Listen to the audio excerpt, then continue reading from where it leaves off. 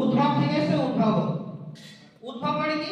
নতুন কিছু তৈরি করা, নতুন কিছু তৈরি হওয়া, এবং নতুন কিছু তৈরি করানোটাই আমরা বলছি উদ্ভাবন, যেটা হচ্ছে ইনভেনশন। ইনভেনশনের মতোই আরেকটা জিনিস হয়, আরেকটা টার্মস আমরা ইউজ করি, সেটা হচ্ছে ডিসকভার। ডিসকভারের বাংলা মানে বলতে পারবেন তো? বা ইনভেনশন আর ডিসকভারের মধ্যে ডিফারেন্সটা কি?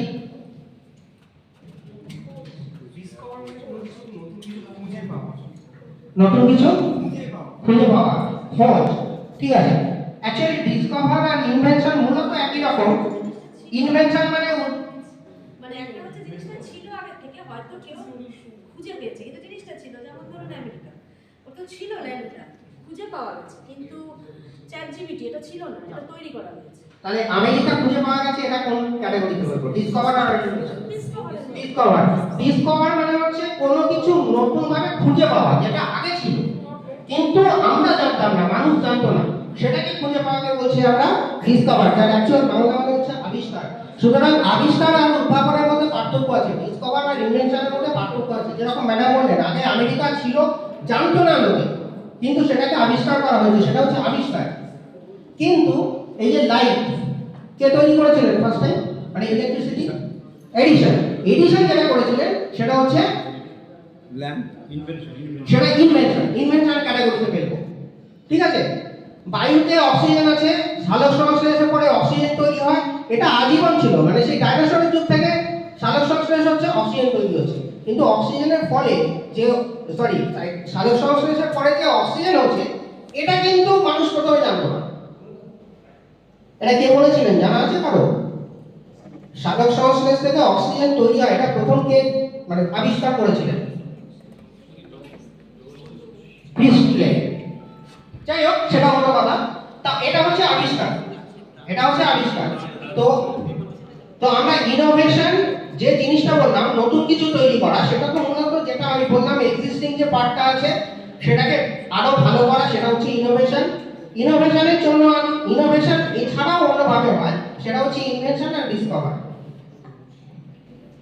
এইবার ডিসকভার আর ইনভেনশন এই দুটোর মধ্যে ডিফারেন্স বুঝলাম, ঠিক আছে।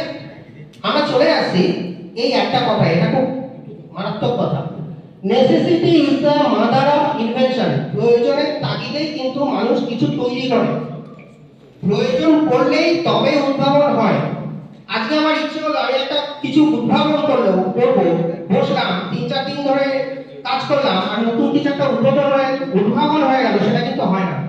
প্রয়োজনটা জরুরি, প্রয়োজনটা জরুরি, প্রয়োজনটা না থাকলে কিন্তু উদ্ভাবন হয় না।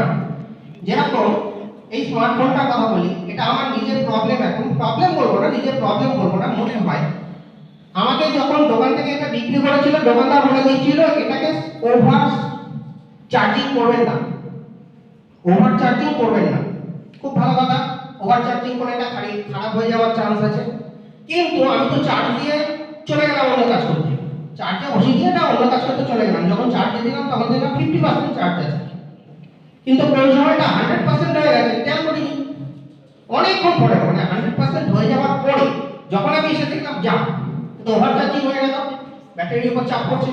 কিন্তু এমন কোনো ডিভাইস যদি তৈরি করা যায় যে আমাকে অ্যালার্ট করে দেবে যে দেখো ভাই 100% কিন্তু চার্জ হয়ে গেছে, এবার তুমি ওটাকে অফ করো, তাহলে বেটার হয়। এটা হচ্ছে প্রয়োজন, এটা হচ্ছে প্রয়োজন। আর এই প্রয়োজনটাকে সলভ করবার জন্য কিন্তু আমাদের এই ইনভেনশনের কাজটা। প্রয়োজন পড়লে তবেই কিন্তু মানুষ ইনভেনশনের দিকে যায়, আবিষ্কারের দিকে যায়, উদ্ভাবনের দিকে যায়। সুতরাং আমাদের সবসময় মনে রাখতে হবে যে ইনভেনশন কিন্তু হঠাৎ করে হয় না, ইনভেনশন প্রয়োজনের তাগিদেই হয়। সুতরাং আমরা এখান থেকে একটা জিনিস বুঝলাম যে এই যে ইনোভেশনের কথা বলছি, ইনোভেশন মূলত 3 ভাবে হয়। একটা হচ্ছে ইনোভেশন, ইনভেনশন আর ডিসকভার, ঠিক আছে। দেখো ইনোভেশন যেরকম আমি বললাম, আমার প্রয়োজন না হলে ইনোভেশন হয় না। প্রয়োজন নানান রকম হতে পারে, প্রয়োজন নানান রকম হতে পারে। একটা ক্লিপিং দেখাই, অডিওটা শোনানো সম্ভব হচ্ছে না কারণ এখানে কর্ডটা নেই,